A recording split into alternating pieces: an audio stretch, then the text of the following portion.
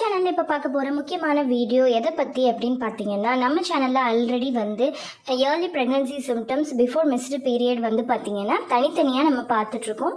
நம்ம சப்ஸ்கிரைபர்ஸோட எக்ஸ்பீரியன்ஸையும் சேர்த்து எந்த மாதிரியான ப்ரெக்னன்சி சிம்டம்ஸ் வந்து இருக்கும், அதாவது வயிற்றில் எப்படி இருக்கும், மார்பகத்தில் என்ன மாதிரியான மாற்றங்கள் ஏற்படும் அப்படின்னு ஒன் பை ஒன்னாக நம்ம பார்த்துட்டு வந்துட்ருக்கோம்.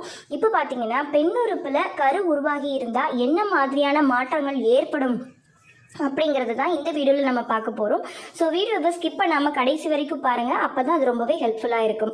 அப்புறமா பார்த்தீங்கன்னா நிறைய பேர் வந்து சொல்கிறது என்ன அப்படின்னா, மேம் எனக்கு பீரியட் டேட் வந்துருச்சு, ஆனால் வஜைனால வந்து சுருக்குன்னு குத்துது, அப்படி குத்துனா அது வந்து ப்ரெக்னன்சியா பீரியடா அப்படின்னு சொல்லி கேட்குறாங்க. ஸோ அதுக்கான ஆன்சரும் இந்த வீடியோவில் இருக்குது. ஸோ வீடியோவை ஸ்கிப் பண்ணாமல் கடைசி வரைக்கும் பாருங்கள்.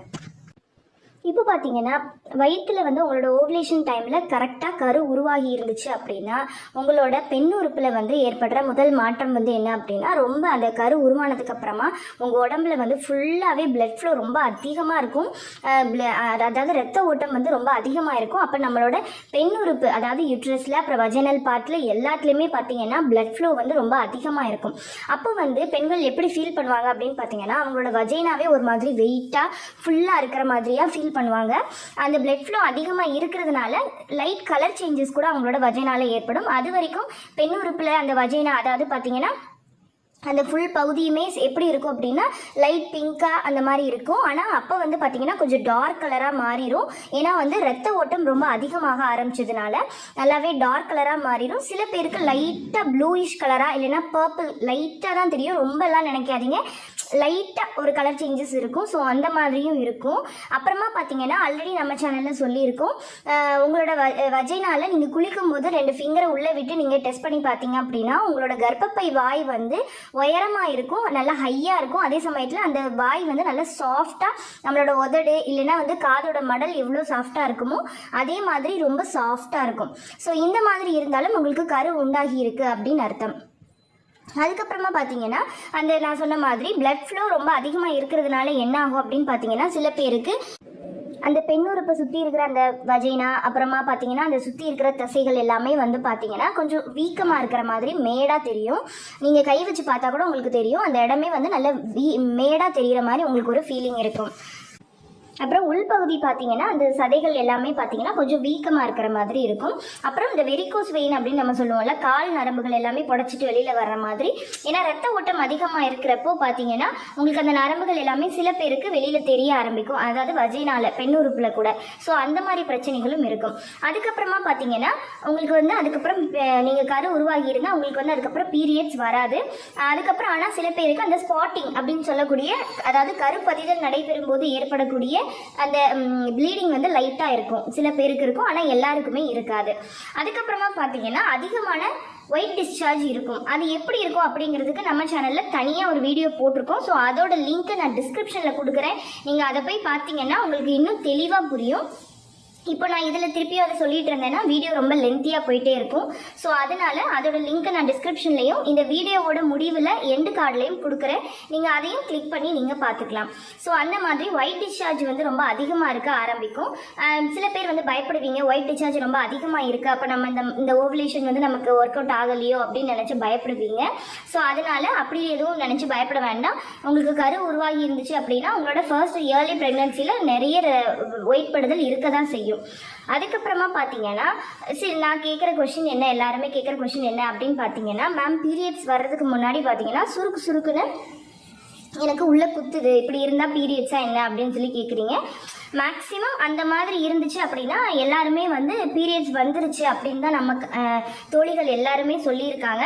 அந்த மாதிரி கேட்குற எல்லாருமே வந்து பார்த்தீங்கன்னா அடுத்து நெக்ஸ்ட் டேவோ இல்லை ஒரு 2 டேஸ்க்கு அப்புறமும் மேம் எனக்கு பீரியட்ஸ் ஆயிடுச்சு அப்படின்னு தான் சொல்லியிருக்காங்க. ஸோ அதனால அது வந்து பீரியட்ஸ் வர்றதுக்கான ஒரு அறிகுறி தான். அதுக்கப்புறமா பார்த்தீங்கன்னா நிறைய பெண்கள் வந்து ஃபீல் பண்ணியிருப்பீங்க, உங்களோட வஜைனால வந்து பார்த்தீங்கன்னா அப்பப்போ ஏர் பபிள்ஸ் வர்ற மாதிரி இருக்கும். அது கூட சில பேர் கேட்டிருந்தாங்க, மேம் இந்த ஏர் பபிள்ஸ் வர்ற மாதிரி வருது, அப்படி வரலாமா, அதனால அதனால் எதுவும் ப்ராப்ளமா அப்படின்னு கிடையவே கிடையாதுங்க. அது கண்டிப்பாக வந்து ஒரு நல்ல விஷயம் தான். அது வந்து ஒரு பெரிய பிரச்சனையோ இல்லை பயப்படுற அளவுக்கு எதுவும் பிரச்சனையோ எதுவுமே கிடையாது. இந்த ஏர் பபிள் வந்து எல்லா பெண்களுக்குமே இருக்கும். அது வந்து சில நேரம் நமக்கு ஏற்படுற ப்ரெஷர்னால அந்த மாதிரி கொஞ்சம் அப்படி, அதாவது இன்னொன்று நம்ம கர்ப்பப்பையில் இருந்துமே சில கேஸஸ் வந்து ரிலீஸ் ஆகும்.